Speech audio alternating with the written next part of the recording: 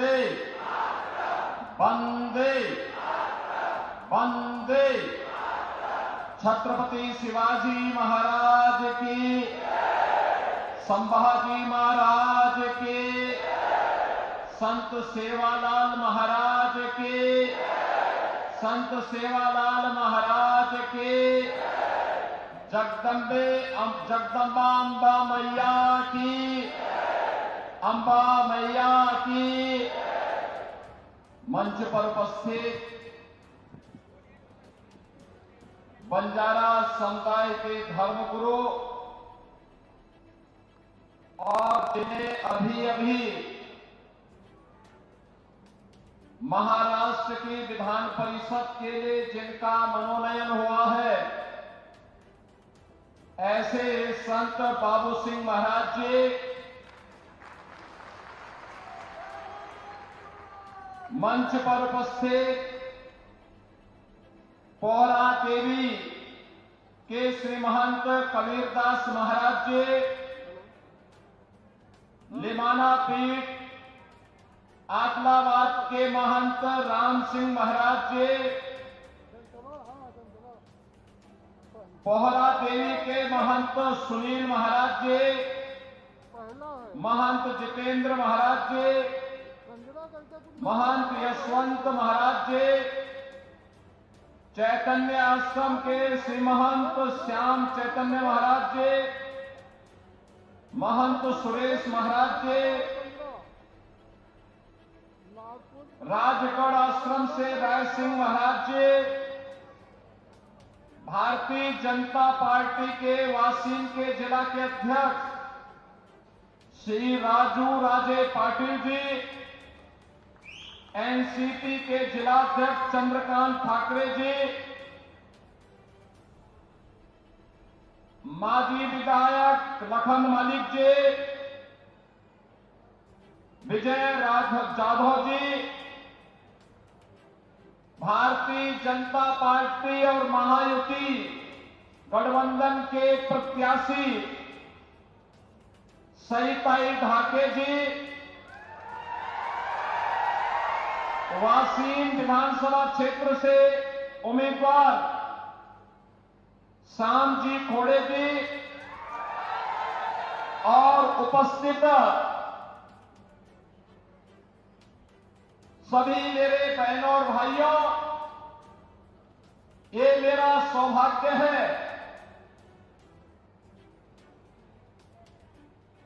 कि इस क्षेत्र की काशी कही जाने वाली बंजारा समुदाय के पवित्र स्थल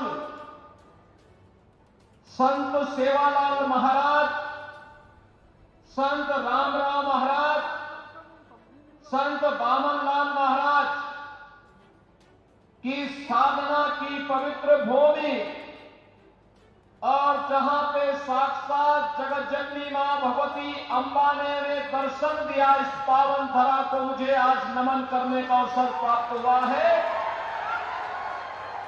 जगत जननी मां भगवती अम्बा और इन पूज्य संतों के श्री चरणों का नमन करते हुए आप सबका मैं अभिनंदन करता हूं, स्वागत करता हूं। जय सेवालाल महाराज। बहनों भाइयों, इसे मैं एक सुखद संजोग मानता हूं जो बंजारा समुदाय कभी अपने अस्तित्व के लिए जूझ रहा था, आज उस बंजारा समुदाय को प्रधानमंत्री मोदी जी के मार्गदर्शन में सत्ता की, शासन की मुख्य धारा के साथ जोड़ करके बाबू सिंह महाराज को एमएलसी के रूप में भेजने का काम भारतीय जनता पार्टी की सरकार ने किया है। ये कार्य इसलिए महत्वपूर्ण है कि अब बाबू सिंह महाराज के जाने के बाद न केवल इस पवित्र काशी के बंजारा समुदाय की इस पवित्र काशी का सुंदरीकरण करने की भारतीय जनता पार्टी का अभियान और तेजी के साथ आगे बढ़ेगा। जो समाज विरोधी देशद्रोही तत्व बंजारा समुदाय का धर्मांतरण करके उन्हें गुमराह करने का प्रयास कर रहे थे, अब वे लोग सफल नहीं होने पाएंगे और एकजुट होकर के जिस बात का आह्वान कभी छत्रपति शिवाजी महाराज ने किया था, जिस कार्य के लिए संभाजी महाराज ने अपना बलिदान दिया था, जिन कार्यों के लिए बाबा साहब डॉक्टर भीमराव अंबेडकर जी ने पूरा जीवन समर्पित कर दिया था, आज उन कार्यक्रमों को मजबूती के साथ हमें करंजम क्षेत्र में भी आगे बढ़ाने का अवसर प्राप्त होगा। बहनों और भाइयों, इस समय महाराष्ट्र विधानसभा के चुनाव चल रहे हैं और पूरे महाराष्ट्र के अंदर एक और भारतीय जनता पार्टी के नेतृत्व में महायुति गठबंधन कार्य कर रहा है। प्रधानमंत्री मोदी जी का यशस्वी नेतृत्व है।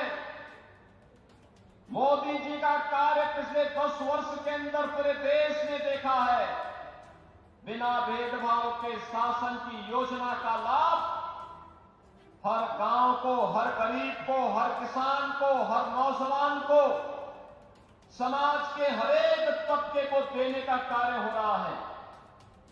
वहीं दूसरी ओर समाज और राष्ट्रद्रोही तत्वों को अपने गले का हार बनाने वाला महाअघाड़ी के नाम पर एक महाअघाड़ी गठबंधन भी कांग्रेस के नेतृत्व में आपके बीच में है। न उनके पास नीति है, न देश को आगे बढ़ाने की कोई नीति है, न उनकी नियत साफ है और न उनमें नैतिक बल ही है।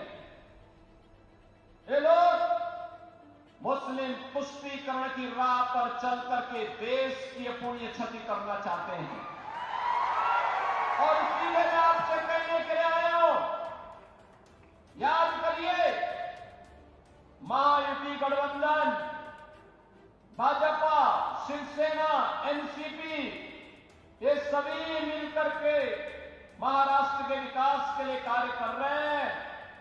मोदी जी का यशस्वी नेतृत्व है।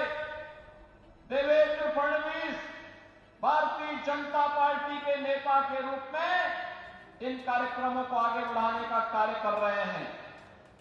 लेकिन दूसरी तरफ एक ऐसी गाड़ी है महागाड़ी के पास जिस पे स्टीयरिंग भी नहीं,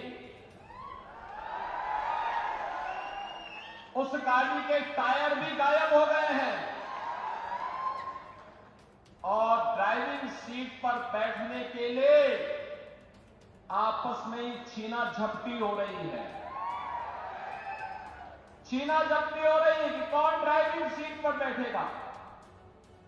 और इसलिए बहनों और भाइयों, हमें इस बात को ध्यान में रखना होगा। एक तरफ जहां भारतीय जनता पार्टी के नेतृत्व में देश की सीमाएं सुरक्षित हुई हैं, याद करिए जब एक कांग्रेस की सरकार थी, पाकिस्तान घुसपैठ करता था, आतंकी वारदात को अंजाम देता था, बड़ी बड़ी घटनाएं घटित होती थी।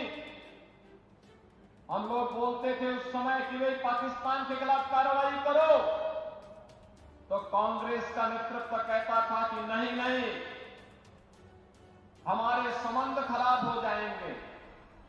बहनों और भाइयों, आज आप देखते होंगे पाकिस्तान भारत की सीमा का अतिक्रमण नहीं कर सकता, आतंकवादियों को भारत की सीमा में घुसपैठ करने के लिए प्रश्रय देने का दुस्साहस नहीं कर सकता।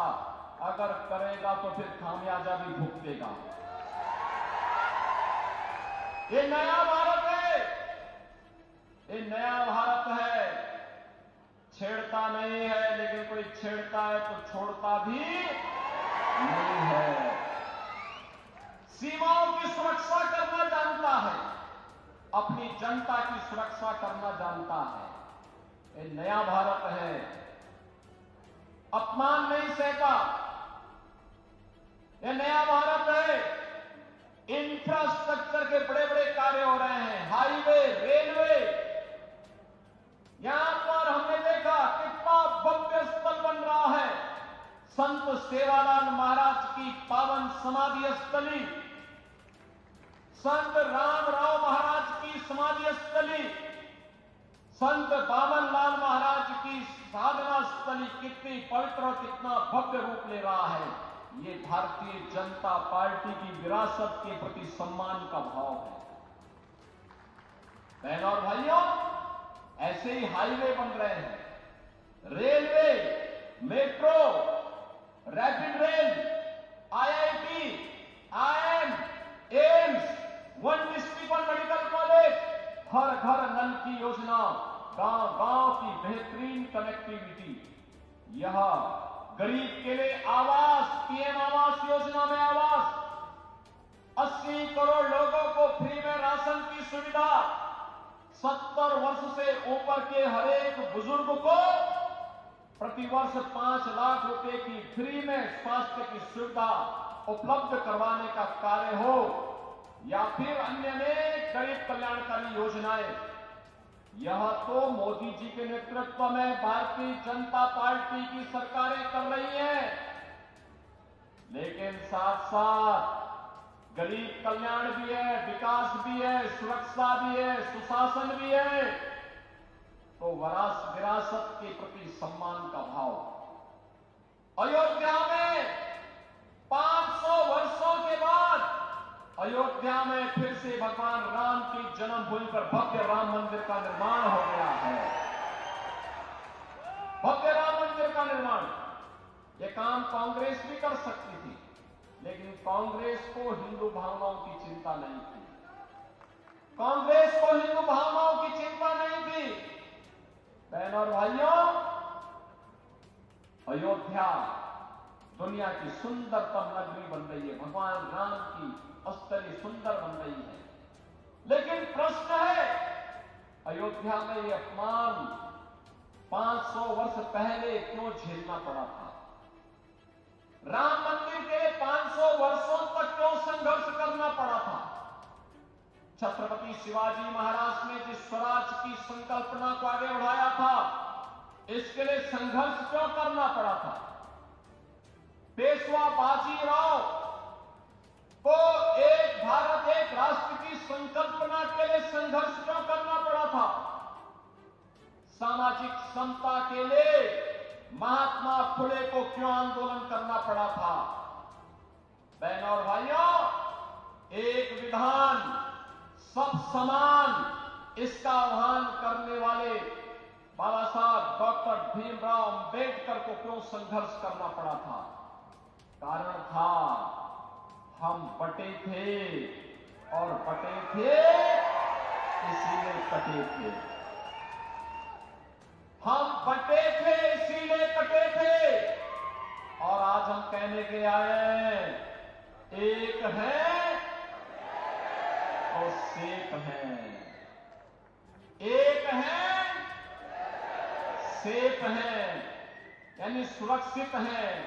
और इसीलिए मेरी आप सबसे आह्वान है, विनती है, चुनाव में बंटना नहीं है, आपस में लड़ना नहीं है, एक होकर के देश के हित में काम करने वाली, एक भारत श्रेष्ठ भारत बनाने वाली भारतीय जनता पार्टी को अपना पूरा समर्थन और आशीर्वाद देना है। आप देंगे? सभी लोग सहमत हैं? सभी लोग सहमत हैं?